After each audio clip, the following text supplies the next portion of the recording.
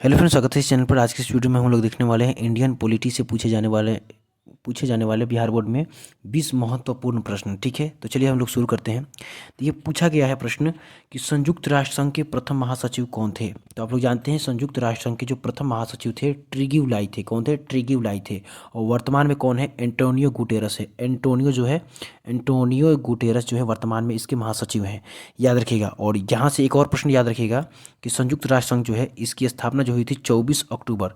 कब हुआ था? 24 अक्टूबर 1945 को इसकी संयुक्त राष्ट्र संघ की स्थापना होती है। और इसका मुख्यालय कहाँ है? न्यूयॉर्क में है। और संयुक्त राष्ट्र संघ को संक्षिप्त में यूएन कहा जाता है, यूनाइटेड नेशन कहा जाता है। और 24 अक्टूबर को संयुक्त राष्ट्र दिवस के रूप में भी मनाया जाता है, ये याद रखिएगा। और संयुक्त राष्ट्र संघ के जो है फ्रेंड्स 6 अंग है, याद रखिएगा। कितने अंग है? 6 अंग है, जिसमें बताए थे महासभा, सुरक्षा परिषद 89%, सामाजिक और आर्थिक परिषद, सचिवालय और अंतर्राष्ट्रीय न्यायालय, याद रखिएगा। चलिए हम लोग नेक्स्ट प्रश्न देखते हैं। देखिए, प्रश्न पूछा गया है कि ताशकंद समझौता कब हुआ था। तो आप लोग जानते हैं फ्रेंड्स कि ताशकंद समझौता जो हुआ था 10 जनवरी, याद रखिएगा, 10 जनवरी 1966 को सोवियत संघ के ताशकंद में आयोजित किया गया था, जो वर्तमान में उज़्बेकिस्तान में पड़ता है और उज़्बेकिस्तान की राजधानी है। तो इसका राइट आंसर क्या होगा फ्रेंड्स? 10 जनवरी 1966। याद रखिएगा फ्रेंड्स, ताशकंद समझौता जो हुआ था भारत के प्रधानमंत्री लाल बहादुर शास्त्री और पाकिस्तान के प्रधानमंत्री आयूब खान के बीच आयोजित किया गया एक शांति समझौता था। यह कब समझौता हुआ था? तो 10 जनवरी 1966 को आयोजित हुआ था। चलिए हम लोग नेक्स्ट प्रश्न देखते हैं। देखिए, प्रश्न पूछा गया है कि सर्वोच्च न्यायालय ने किस महत्वपूर्ण निर्णय में कहा कि कोई भी संवैधानिक संशोधन द्वारा हमारे मौलिक अधिकारों में कोई कटौती नहीं की जा सकती है। तो आप लोग जानते हैं गोलकनाथ केस में इंदिरा गांधी के सरकार द्वारा एक संशोधन हुआ था, संविधान का 24वां संशोधन, जो कि 1971 में हुआ था। इसके तहत मौलिक अधिकारों में परिवर्तन किया जा सकता था। तो इस गोलकनाथ केस के तहत ये कहा गया था कि कोई भी संवैधानिक संशोधन होगा तो हमारे मौलिक अधिकारों में किसी प्रकार की कटौती नहीं की जा सकती है। तो किस केस द्वारा हुआ? गोलकनाथ केस द्वारा। ठीक है, चलिए नेक्स्ट देखते हैं। देखिए, प्रश्न बहुत ही अच्छा है। पूछा गया है कि संविधान के किस संशोधन द्वारा मौलिक कर्तव्यों को जोड़ा गया।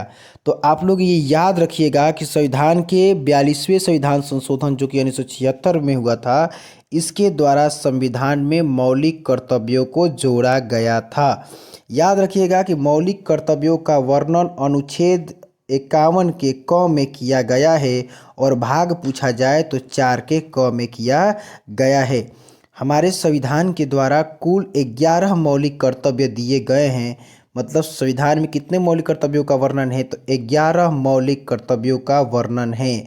और 11वां फ्रेंड्स पूछा जाए कि मौलिक कर्तव्यों को कब जोड़ा गया था, तो 86वां संविधान संशोधन जो हुआ था, 86वां संविधान संशोधन 2002 में, उस समय जो है 11वां मौलिक कर्तव्यों को जोड़ा गया था।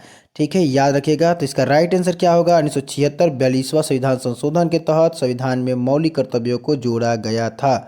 चलिए नेक्स्ट देखते हैं। देखिए, प्रश्न पूछा गया है कि देश की रक्षा करने का कर्तव्य किस कोटि में आता है। बहुत ही इंपॉर्टेंट प्रश्न है, ये बार बार एग्जामों में पूछा जाता है कि देश की रक्षा करने का कर्तव्य, या देश के ध्वज का सम्मान करने का कर्तव्य, या संविधान का सम्मान करने का कर्तव्य, या राष्ट्रीय गीत का सम्मान करने का कर्तव्य, या राष्ट्रीय गान का सम्मान करने का कर्तव्य जो है, ये हमारे मौलिक कर्तव्य के अंतर्गत आता है। हमारे मौलिक कर्तव्य के अंतर्गत आता है। आप लोग जानते हैं फ्रेंड्स कि मौलिक कर्तव्य जो हम लोग लिए हैं वो रूस के संविधान से लिए हैं। और मौलिक कर्तव्य का वर्णन संविधान के भाग 4 के क में और अनुच्छेद 51 क के अंतर्गत किया गया है। कुल मौलिक कर्तव्यों की संख्या 11 है, याद रखिएगा। यहीं पर फ्रेंड्स पूछा जाए मौलिक अधिकार किस देश के संविधान से लिया गया है, तो आप लोग जानते हैं अमेरिका के संविधान से लिया गया है। और मौलिक कर्तव्य रूस के संविधान से लिया गया है। और राज्य के नीति निर्देशक जो तत्व है, ये जो लिया गया है आयरलैंड के संविधान से लिया गया है। तो ये याद रखिएगा। चलिए हम लोग नेक्स्ट प्रश्नों को देखते हैं।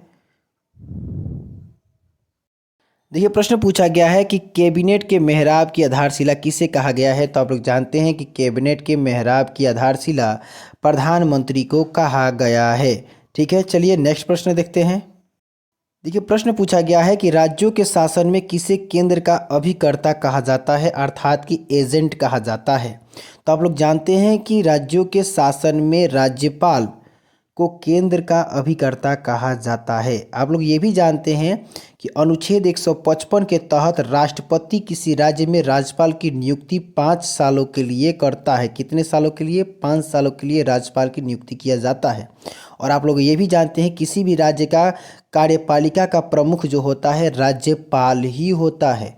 किसी भी राज्य का कार्यपालिका का प्रमुख कौन होता है? राज्यपाल ही होता है। और ये भी याद रखिएगा कि राज्यपाल जो होता है राष्ट्रपति के द्वारा प्रसाद पर्यंत पद पर बना रहता है। ये याद रखिएगा। चलिए हम लोग नेक्स्ट देखते हैं। तो राज्यों के शासन में किसे केंद्र का अभिकर्ता कहा जाता है? तो राज्यपाल को कहा जाता है। चलिए नेक्स्ट प्रश्न देखते हैं। देखिए प्रश्न पूछा गया है कि राज्यसभा की सदस्यता के लिए न्यूनतम आयु कितनी होनी चाहिए? तो आप लोग जानते हैं फ्रेंड्स कि लोकसभा के लिए 25 होना चाहिए, तो राज्यसभा के लिए कितना होना चाहिए? 30 होना चाहिए। कम से कम 30 वर्ष होना चाहिए राज्यसभा के लिए। और राज्यपाल के लिए याद रखिएगा फ्रेंड्स 35 वर्ष होना चाहिए, और राष्ट्रपति के भी लिए 35 वर्ष, और राज्यसभा के लिए 30 वर्ष और लोकसभा के लिए 25 वर्ष याद रखिएगा। आप लोग ये भी जानते हैं कि राज्यसभा जो है संसद का उच्च सदन होता है। ये एक अस्थाई सदन होता है। इसे विद्वानों का सदन भी कहा जाता है, इसे बुढ़ों का भी सदन कहा जाता है। और आप लोग जानते हैं राज्यसभा का वर्णन संविधान के अनुच्छेद 80 में किया गया है, और संसद का वर्णन संविधान के अनुच्छेद 79 में किया गया है, और लोकसभा का वर्णन संविधान के अनुच्छेद 81 में किया गया है। ये याद रखिएगा। चलिए नेक्स्ट देखते हैं। ये प्रश्न पूछा गया है कि विकेंद्रीकरण किस शासन की विशेषता है? आप लोग जानते हैं कि विकेंद्रीकरण जो है संघात्मक या संघीय शासन की क्या है फ्रेंड्स? विशेषता है। आप लोग जानते हैं USA, Canada, Brazil, Australia, Bharat जो है एक संघीय शासन का उदाहरण है। ठीक है, चलिए नेक्स्ट देखते हैं। ये प्रश्न पूछा गया है कि भारतीय संविधान की किस सूची पर केंद्र और राज्य दोनों विधायिका या कानून बना सकती है? तो आप लोग जानते हैं कि राज्य जो है समवर्ती सूची पर जो है केंद्र और राज्य दोनों कानून बना सकती है, और संघ सूची पर केवल केंद्र बनाता है और राज्य सूची पर केवल राज्य बनाता है। लेकिन समवर्ती जो सूची होता है इस पर केंद्र और राज्य दोनों कानून बना सकती है। ये सूचियों का जो वर्णन किया गया है, ये पावरों का बंटवारा जो किया गया है अनुसूची 7 के अंतर्गत किया गया है, जिसमें कहा गया है कि संघ सूची पर केंद्र सरकार कानून बनाएगा, राज्य सूची पर राज्य सरकार बनाएगा, और समवर्ती सूची पर राज्य और केंद्र सरकार दोनों बनाएगा। ठीक है, चलिए नेक्स्ट देखते हैं। ये प्रश्न पूछा गया है दक्षेस का पहला सम्मेलन किस देश में हुआ था? तो आप लोग जानते हैं दक्षेस को हम लोग संक्षिप्त में सार्क कहते हैं। क्या कहते हैं? सार्क कहते हैं। और सार्क के बारे में आप लोग जानते हैं दक्षेस का जो पूरा नाम होता है दक्षिण एशियाई सहयोग संगठन होता है। दक्षिण एशियाई क्षेत्रीय सहयोग संगठन होता है। ठीक है, और दक्षेस को हम लोग संक्षिप्त में सार्क कहते हैं। सार्क का पूरा नाम south Asian association for regional corporation होता है। और आप लोग ये भी जानते हैं कि दक्षेस का जो पहला सम्मेलन जो हुआ था श्रीलंका की राजधानी कोलंबो में हुआ था। और दक्षेस जो है सार्क का मुख्यालय पूछा जाए तो आप लोग बताइएगा फ्रेंड्स। काठमांडू में है सार्क का मुख्यालय। इसका स्थापना 8 दिसंबर 1985 को किया गया था। ये याद रखिएगा, 8 दिसंबर 1985 को किया गया था। और इसके सदस्य देशों की संख्या याद रखिएगा फ्रेंड्स 8 है। इसके सदस्य देशों को याद करने का एक ट्रिक है MBBS पीना, याद रखिएगा MBBS पीना, जिसे आपको पूरे सार्क के सदस्य देश याद हो जाएंगे। M से मालदीव, B से बांग्लादेश, B से भूटान, A से श्रीलंका, P से पाकिस्तान, I से इंडिया और N से नेपाल और A से अफगानिस्तान, याद रखिएगा। चलिए नेक्स्ट पूछा गया है कि भारतीय नागरिकता संशोधन अधिनियम 1986 के अनुसार जो व्यक्ति पंजीकरण के माध्यम से भारतीय नागरिकता प्राप्त करना चाहता है, यानी भारतीय नागरिकता संशोधन अधिनियम 1986 के अनुसार जो व्यक्ति पंजीकरण के माध्यम से भारतीय नागरिकता प्राप्त करना चाहता है तो उन्हें अब भारत में कम से कम कितने वर्ष तक निवास करना पड़ेगा? तो उसको कम से कम भारत में 5 वर्षों तक निवास करना पड़ेगा। इससे पहले यह अवधि 6 महीनों की थी, लेकिन इसे बढ़ाकर 5 वर्षों तक कर दिया गया है।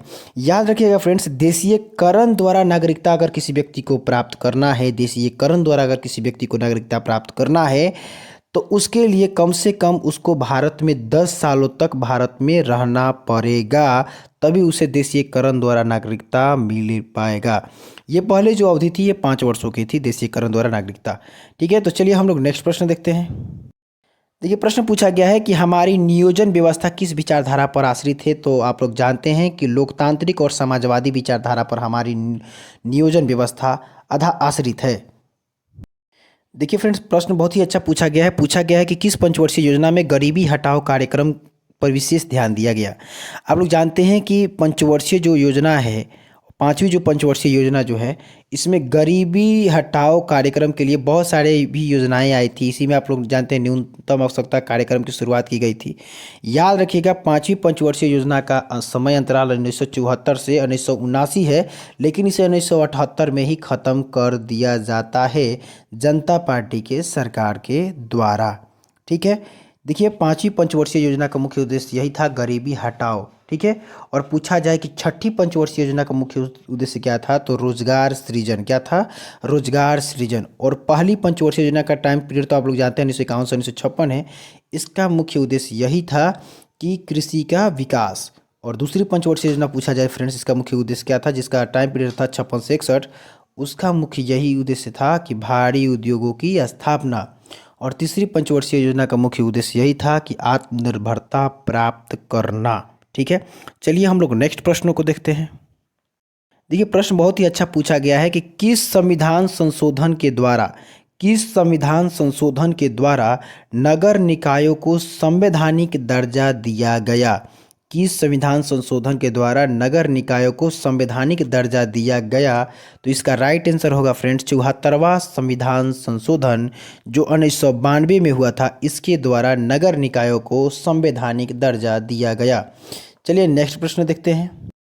देखिए प्रश्न पूछा गया है कि भारतीय संसद के उच्च अथवा द्वितीय सदन का क्या नाम है। तो आप लोग जानते हैं भारतीय सदन के उच्च अथवा द्वितीय सदन का जो नाम है वो राज्यसभा है। इसे विद्वानों का सदन कहा जाता है, इसे बूढ़ों का सदन कहा जाता है। राज्यसभा के लिए न्यूनतम आयु याद रखिएगा फ्रेंड्स 30 वर्ष होता है, और लोकसभा के लिए 25 वर्ष होता है, और राष्ट्रपति के लिए 35 वर्ष होता है, और राज्यपाल के लिए भी 35 वर्ष होता है, ये याद रखिएगा। चलिए नेक्स्ट देखते हैं। देखिए प्रश्न पूछा गया है कि लोकसभा में बिहार के सांसदों की संख्या कितनी है। तो आप लोग जानते हैं बिहार जो है लोकसभा में बिहार के सांसदों की संख्या जो है 40 है। कितना है? लोकसभा में 40 है। और आप लोग जानते हैं राज्यसभा की सीटें कितनी है? बिहार में 16 है। लोकसभा की सीटें कितनी है? 40 है। और विधानसभा की सीटें कितनी है? तो 243 है। और विधान परिषद की सीटें कितनी है? तो 75 है। ये डेटा याद रखिएगा। लोकसभा की 40 सीटें हैं, राज्यसभा की 16 सीटें हैं, और विधानसभा की 243 है, और विधान परिषद की 75 सीटें हैं। ये याद रखिएगा। चलिए नेक्स्ट प्रश्न देखते हैं। देखिए प्रश्न पूछा गया है कि संविधान के किस अनुच्छेद के अनुसार राष्ट्रपति 2 आंग्ल भारतीयों को लोकसभा में मनोनीत कर सकता है। तो आप लोग जानते हैं आर्टिकल 331 के तहत राष्ट्रपति 2 आंग्ल भारतीयों को लोकसभा में मनोनीत कर सकते हैं। आर्टिकल 331 के तहत, याद रखिए। देखिए प्रश्न पूछा गया है, इसे हटा दीजिए। हाँ, प्रश्न पूछा गया है कि साधारण विधेयक को राज्यसभा कितने दिनों तक रोक सकती है। तो याद रखिएगा बहुत ही अच्छे से इसे, कि साधारण विधेयक को राज्यसभा अधिकतम 6 महीनों तक रोक सकती है, लेकिन धन विधेयक जो होगा इसको राज्यसभा मात्र 14 दिनों तक ही रोक सकती है। अगर 14 दिनों के अंदर इसे पास नहीं करती है तो इसे राज्यसभा से पास माना जाता है। ठीक है, याद रखिएगा, धन विधेयक को 14 दिन तक ही रोक सकती है, और साधारण विधेयक को 6 महीने तक रोक सकती है। याद रखिएगा। चलिए नेक्स्ट प्रश्न देखते हैं। देखिए प्रश्न पूछा गया है कि किस विचारक ने युद्ध को क्रूर अनिवार्यता कहा। तो आप लोग जानते हैं कि इसमें से थॉमस हिल ग्रीन जो थे, ब्रिटेन के एक विचारक थे, उन्होंने कहा था कि युद्ध को क्रूर अनिवार्यता कहा था। ठीक है, तो आज के लिए रहने देते इतना ही। फिर मिलते हैं नेक्स्ट वीडियो में पॉलिटी और ज्योग्राफी और हिस्ट्री से संबंधित क्वेश्चनों को लेकर।